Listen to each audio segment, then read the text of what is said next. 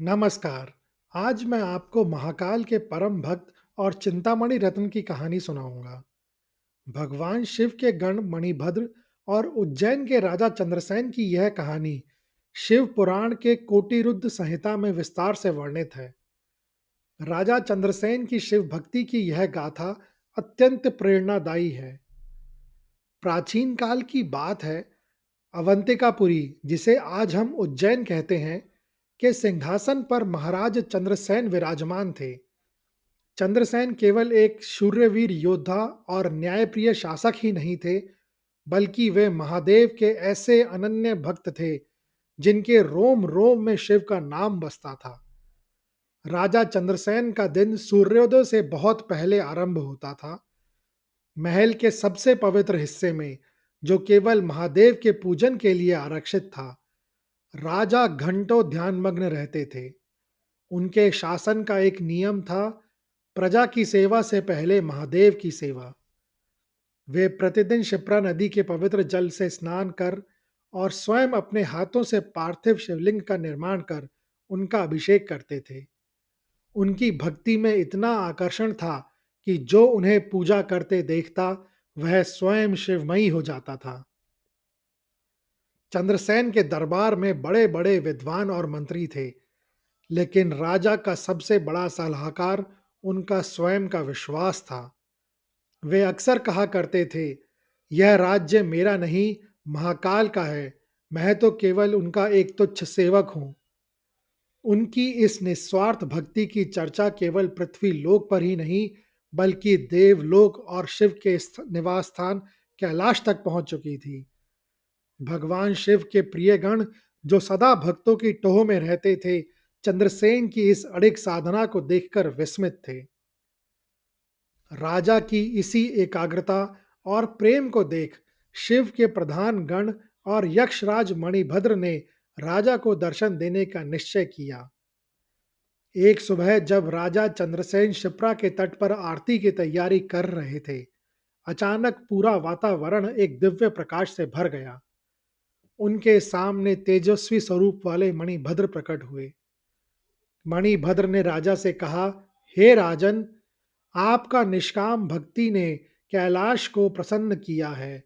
महादेव के आदेश से मैं आपको एक ऐसी वस्तु भेंट करने आया हूं, जो आपके और इस नगरी के भाग्य को सदा के लिए बदल देगी। मणिभद्र ने अपने पास से एक अत्यंत चमकीला रत्न निकाला, चिंतामणि। यह रत्न साधारण हीरा या माणिक्य नहीं था, बल्कि साक्षात सूर्य का अंश जान पड़ता था। मणिभद्र ने वह रत्न राजा के गले में पहना दिया और कहा, जब तक आपके पास यह रत्न है, अवंतिका में कभी दुख, दरिद्रता या रोग का प्रवेश नहीं होगा। आपकी हर चिंता का अंत यह मणि करेगी। वह रत्न सूर्य के समान देदीप्यमान था। जो कोई इस रत्न को धारण करता या इसके पास रहता, तो वह न केवल अगाध धन संपत्ति का स्वामी बन जाता, बल्कि उसका पूरा राज्य स्वर्ण की आभा से चमकने लगता था। उस रत्न के प्रभाव से अकाल, रोग और दरिद्रता उस राज्य से कोसों दूर हो गई। राजा चंद्रसेन ने अपनी शक्ति नहीं, बल्कि उसे महादेव का प्रसाद माना। उज्जैन की आभा रातों रात बदल गई। परंतु राजा चंद्रसेन के वैभव को देख आसपास के कई शक्तिशाली राजाओं, जिनमें राजा रिपुदमन और राजा सिंहदित्य मुख्य थे, ने एक गुप्त सभा बुलाई। उनका मानना था कि दिव्य रत्न चंद्रसेन जैसे शांत राजा के पास नहीं, बल्कि उनके जैसे महत्वाकांक्षी सम्राटों के पास होना चाहिए। उन्होंने संधि के बहाने एक संदेश भेजा, हे महाराज चंद्रसेन, या तो आप वह चिंतामणि हमें सौंप दें, अन्यथा युद्ध के लिए तैयार हो जाएं। राजा चंद्रसेन ने बड़ी विनम्रता से उत्तर दिया, यह रत्न ना तो मैंने जीता है, ना ही मैंने खरीदा है। यह तो महादेव के गण का प्रसाद है। प्रसाद बेचा नहीं जाता, वह केवल धारण किया जाता है। मैं युद्ध नहीं चाहता, पर मैं धर्म नहीं त्यागूंगा। फिर क्या था, राजाओं के महासंघ ने अपनी विशाल सेनाओं के साथ अवंतिकापुरी को चारों ओर से घेर लिया। नगर के द्वारों पर हाथियों की चिंगाड़ें और घोड़ों की टापें गूंजने लगीं। अवंतिकापुरी की प्रजा भयभीत थी, पर राजा चंद्रसेन शांत थे। जब सेनापति ने राजा से युद्ध की आज्ञा मांगी, तो चंद्रसेन ने एक अकल्पनीय निर्णय लिया। उन्होंने कहा, सेनापति, जाइए और नगर के द्वार बंद कर दीजिए। हमारी रक्षा शस्त्र नहीं, स्वयं महादेव शिव करेंगे। राजा चंद्रसेन सीधे महाकालेश्वर मंदिर के गर्भगृह में चले गए। उन्होंने अपनी तलवार बाजू में रख दी और शिवलिंग के सामने ध्यान मग्न हो गए। वे जानते थे कि बाहर हजारों की सेना है और भीतर वे अकेले हैं, पर उनका विश्वास था कि अकाल मृत्यु वो मरे जो काम करे चंडाल का, काल उसका क्या करे जो भक्त हो महाकाल का। ठीक उसी समय एक विधवा गोपी अपने छोटे से बालक श्रीधर के साथ मंदिर के पास से गुजर रही थी। श्रीधर ने देखा कि राजा कितनी तन्मयता से पूजा कर रहे हैं। उस अबोध बालक के मन में भी महादेव की पूजा का बीज फूट पड़ा। वह घर वापस आया और उसने अपनी माता से कहा, माँ, मुझे भी शिव की पूजा करनी है। माता गरीब थी और उसके पास ना बेलपत्र थे ना चंदन। उसने बालक को डांटकर काम पर लगा दिया।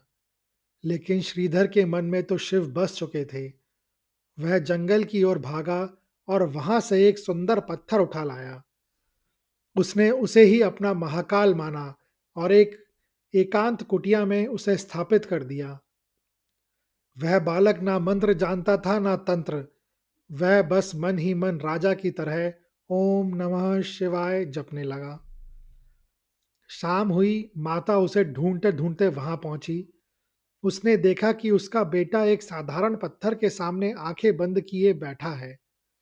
उसे डर लगा कि कहीं राजा के दुश्मन यहां ना आ जाएं। उसने बालक को बहुत समझाया, पर वह नहीं उठा। क्रोध में आकर माता ने वह पत्थर, जो कि उस बालक के लिए एक शिवलिंग था, उठाकर दूर झाड़ियों में फेंक दिया। अबोध बालक श्रीधर के लिए वह केवल पत्थर नहीं, उसके आराध्य थे। वह हे शिव, हे महादेव पुकारते हुए वहीं मूर्छित होकर गिर गया। बालक की उस करुण पुकार ने कैलाश को हिला दिया। शिव के गण मणिभद्र, जो पहले से ही राजा चंद्रसेन की रक्षा के लिए अदृश्य रूप से वहां मौजूद थे, महादेव का आदेश पाकर सक्रिय हो उठे। जैसे ही बालक श्रीधर की मूर्छा टूटी, उसने देखा कि वहां का पूरा दृश्य ही बदल चुका है। जहां उसका वो पत्थर फेंका गया था, वहां एक स्वर्ण जड़ित दिव्य शिवलिंग प्रकट हो चुका था। उसकी टूटी फूटी पुरानी कुटिया एक विशाल रत्नमयी मंदिर में बदल गई थी। आकाश से पुष्प वर्षा होने लगी और स्वयं भगवान हनुमान, जो कि शिव के 11वें रुद्र अवतार हैं, वहां प्रकट हुए। बजरंग बली हनुमान ने बालक श्रीधर को अपनी गोद में उठा लिया और उपस्थित जन समूह को देखते हुए कहा, हे राजाओं और अवंतिका के निवासियों, इस बालक को साधारण ग्वाला मत समझो। इसकी भक्ति ने साक्षात महादेव के हृदय को जीत लिया है। इसकी इस श्रेष्ठ भक्ति के कारण मैं इसके वंश के भविष्य की घोषणा करता हूं।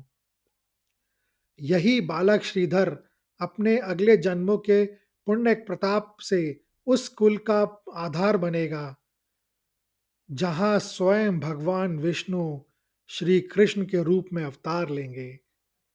इसी बालक के वंश में आगे चलकर नंद बाबा का जन्म होगा, जो द्वापर युग में साक्षात पूर्ण ब्रह्म परमात्मा कृष्ण के पिता कहलाएंगे और उनका लालन पालन करेंगे। यह सुनकर शत्रुओं का अहंकार चूर चूर हो गया। जो राजा चिंतामणि रत्न के लोभ में उज्जैन को नष्ट करने आए थे, वे अब राजा चंद्रसेन और उस बालक श्रीधर के चरणों में गिर पड़े।